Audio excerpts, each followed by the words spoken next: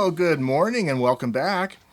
Well, today I have a little Smith Corona Skyriter to look at. This typewriter belongs to a member of our local typewriter society, and it has the problem of the ribbon intermittently and more so all the time lately won't advance and won't reverse. This typewriter is made in England. Smith Corona made Skywriters in America and also in England. The Skywriter was the first popularly advertised small, lightweight typewriter. It came out in the 1950s about the same time that the Boeing 707 jet airliner came out, and there were advertisements that Smith Corona had with Skywriters being used on the tray tables in jet airliners, like businessmen or whatever using them. So it was kind of like the first ultra-portable typewriter that was sort of advertised for that purpose, at least here in the States. Okay, so this has a ribbon issue.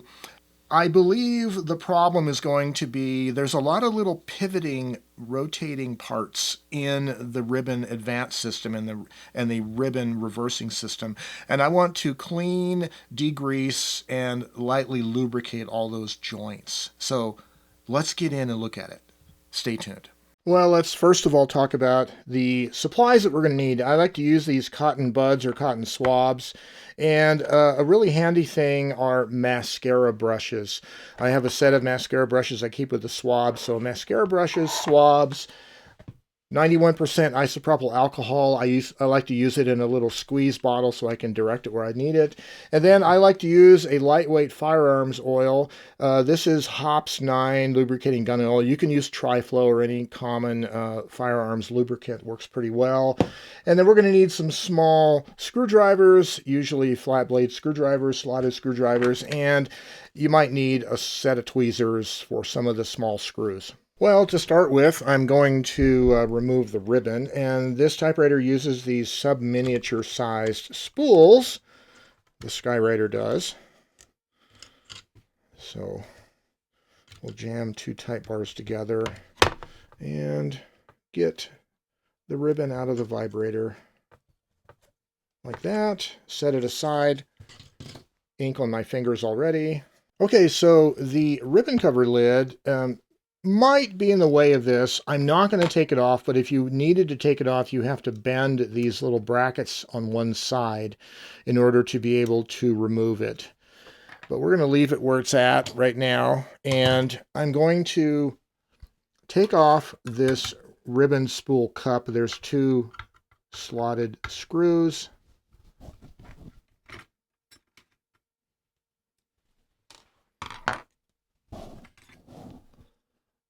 Okay, set that aside. Make note of the orientation of this cup.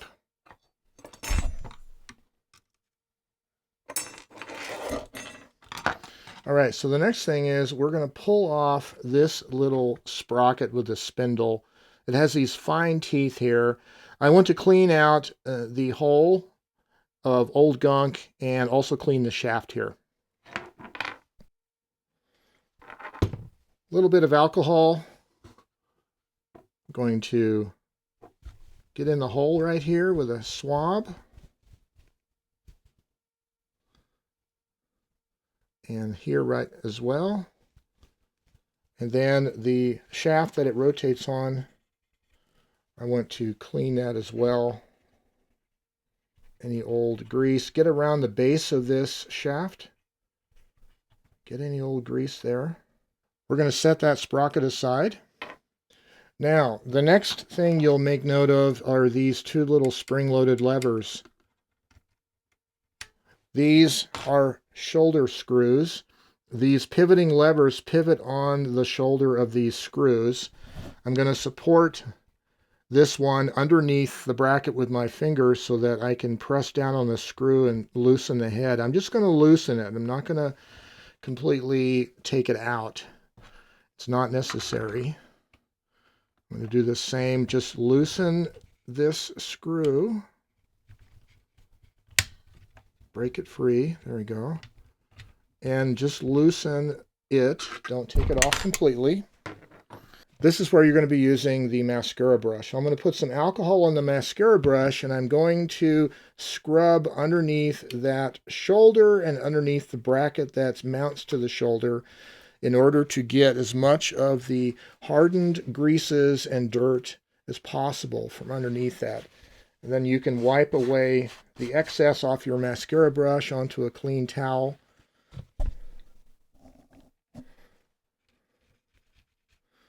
Clean the dirt, the hardened greases, and all the gunk and residue from underneath that. And try not to disturb the spring. Don't let it get caught on your mascara brush, and keep it in place there. So, clean that. So I like to, one of the other tools is either an air compressor or even just a rocket blower. This is such a small little part that just a handheld rocket blower is enough to blow the alcohol out.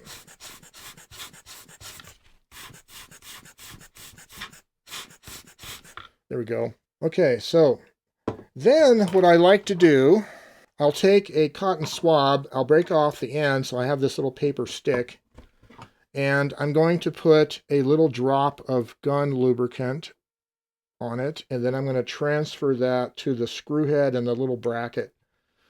So you want it to go underneath the shoulder, underneath that bracket, like that. It'll seep itself underneath due to surface tension.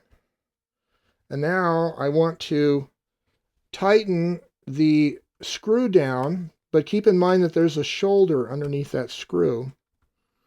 And the shoulder has to be centered on the hole in this pivoting bracket.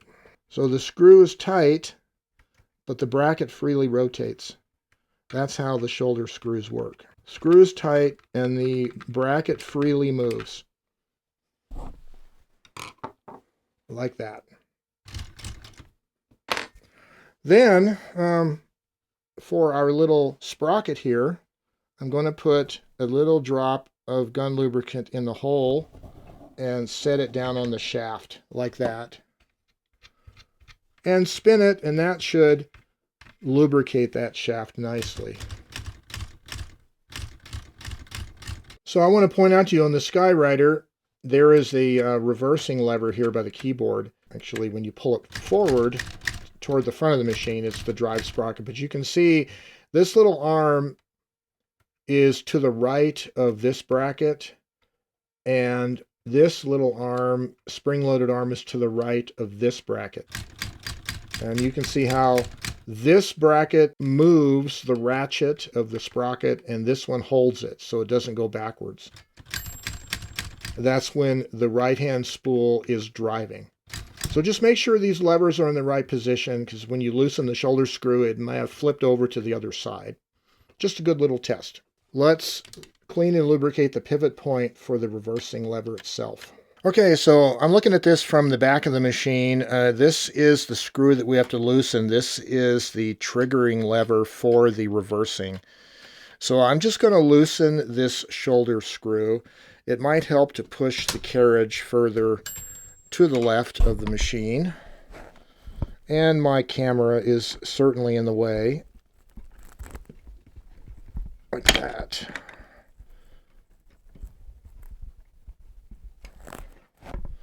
There we go. And, of course, I'm going to take the mascara brush with some alcohol, and I'm going to clean all around that shoulder screw, loosening this screw. You could take this off. There is a spring underneath it that you'll have to faff with. But if you sufficiently loosen this screw, you should be able to get some alcohol into the pivot points of this shoulder screw and the bracket underneath it, and sufficiently clean out all of the gunk and grease. When you've done that, go ahead and blow the residual alcohol out, either with an air compressor or, in this case, a little rocket blower that you can pinpoint the airstream right to the pivot point. Then I'm going to get a little bit of lubricant on that pivot point. I'm going to work it a little bit. And then, if our camera will cooperate with us, we will try to tighten this down.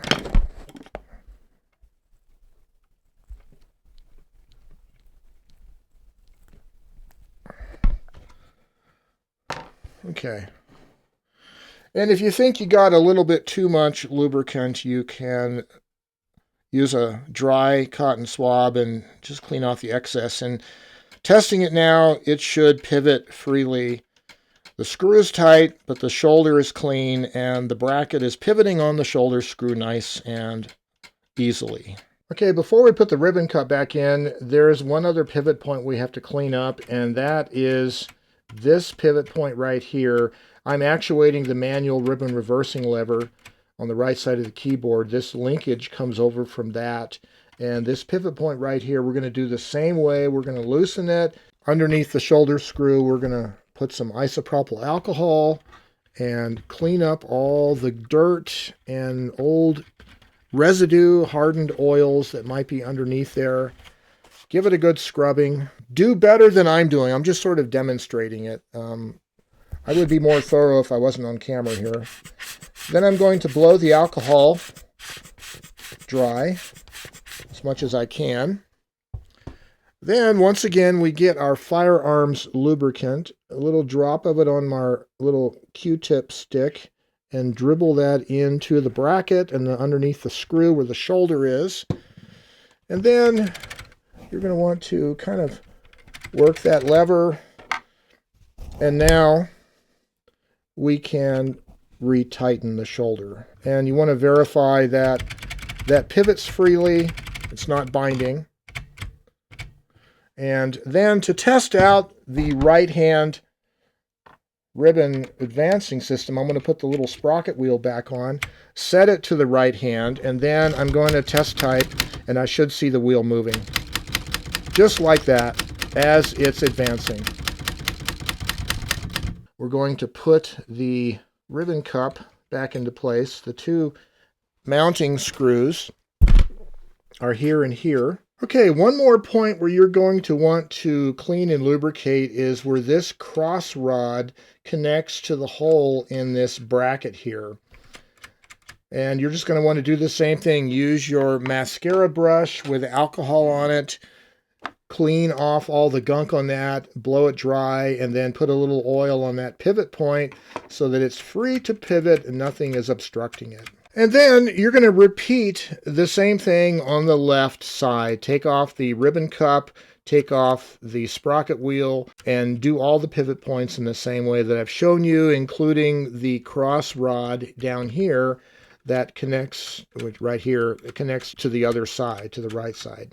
Okay, so now the last pivot point that's important to do is the actual manual reversing lever. It has a shoulder screw that it pivots on, and you can only access the screw when you pull the chassis out of the body shell. So let's do that, and I'll show you that. So you want to slide the carriage to the right to reveal this screw under the left side.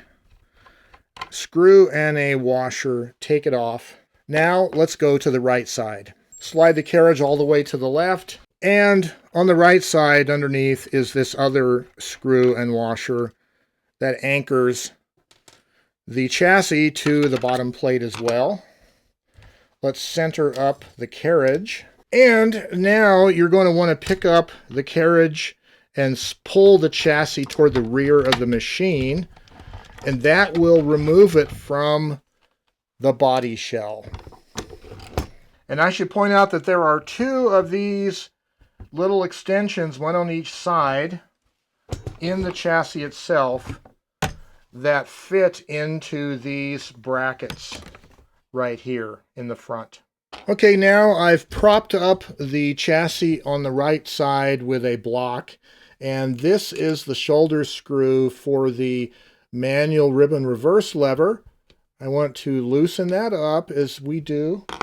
I'm going to put some alcohol on my mascara brush, And you want to clean thoroughly, as we did before, underneath the shoulder, underneath the bracket, to clean the bracket and the shoulder screw, etc. Get all of that old grease and oil and eraser crumbs and all the junk out of it there. And when you're done, blow it dry. Take out the cat hair as well, if there's any. This one we can probably directly put the gun oil right on it. Easy to reach. And tighten it down, and then make sure that shoulder is free to move. The lever is free to move, easy to move. Well, since we had to pull the chassis out of the body shell, the base, this is a good time to clean the base. You know, scrub all the eraser crumbs and dirt out. Blow it out with a compressor if you have it. Clean it with some simple green, etc. I won't show myself doing that, but that's a good opportunity to do it. And then, as before, I mentioned these two brackets with slots. That is where this slot or tab and this tab fit into. And when you do that, you want to make sure that these two bumpers for the space bar go underneath this rim here of the base. So you kind of slip it in from the front. I'll flip it around and show you the other side.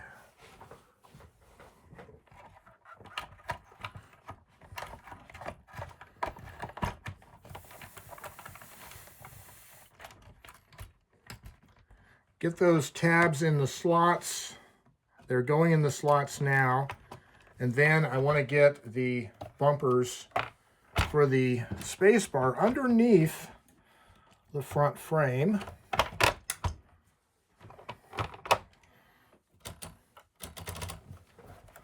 And if you've done it successfully, then the space bar should be captive by those bumpers.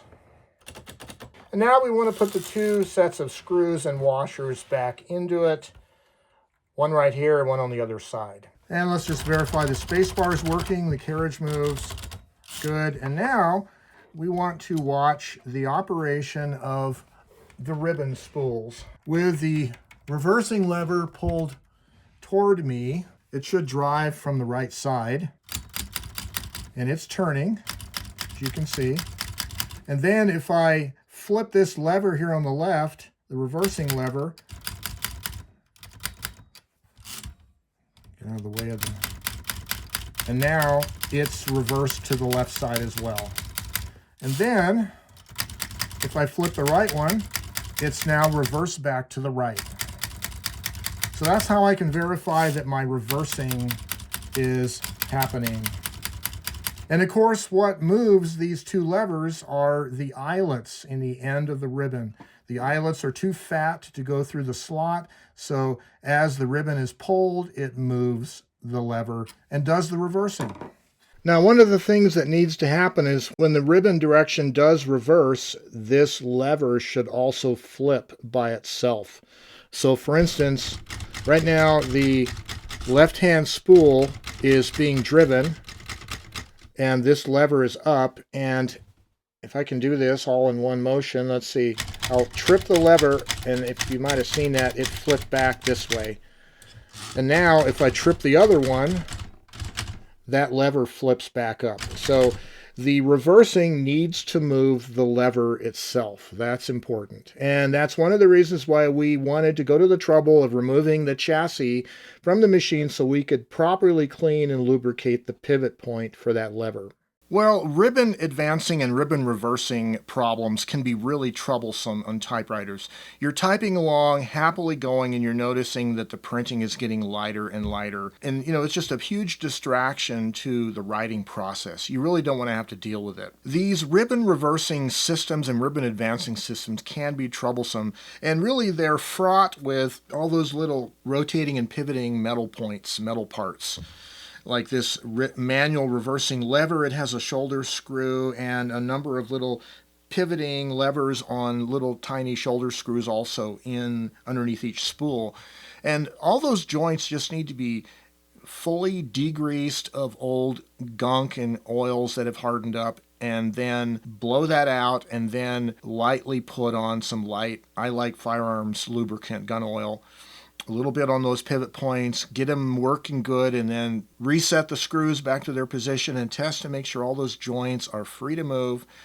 And usually that fixes most of these ribbon reversing and ribbon advancing problems. It's just a matter of getting all the connections clean and properly lubricated so they can pivot the way they were designed to. Well, this is also kind of like a typewriter 101 kind of a video, because it's sort of some basic skills, if you're new to typewriters, basic skills on how to clean and lubricate these pivoting joints. A lot of the mechanics of typewriters are around levers and little rods that pivot around screw points, and those particular pivoting points are crucial. You know, you could have a whole lever that's caked with dirt, but the only thing that really matters is the pivoting point where it's pivoting. That's the thing it has to move freely at. Yeah, and ideally you want to clean all the dirt and crumbs and all the residue off the typewriter, but the things that are critical are those little pivot points. So this is just a basic 101 kind of maintenance video on how to address these ribbon reversing and ribbon advancing problems, and it restored the operation of this little typewriter, and I'm happy to return it back to its owner, working better than it did before. And I advise you to find yourself a group of other typists in your community that you can partner with, spend time together, create together, and do some outreach of typewriter creativity into your community, and enjoy your typewriters, enjoy the machines, be creative with them, and as always, stay creative and have yourselves a great day, and bye-bye for now.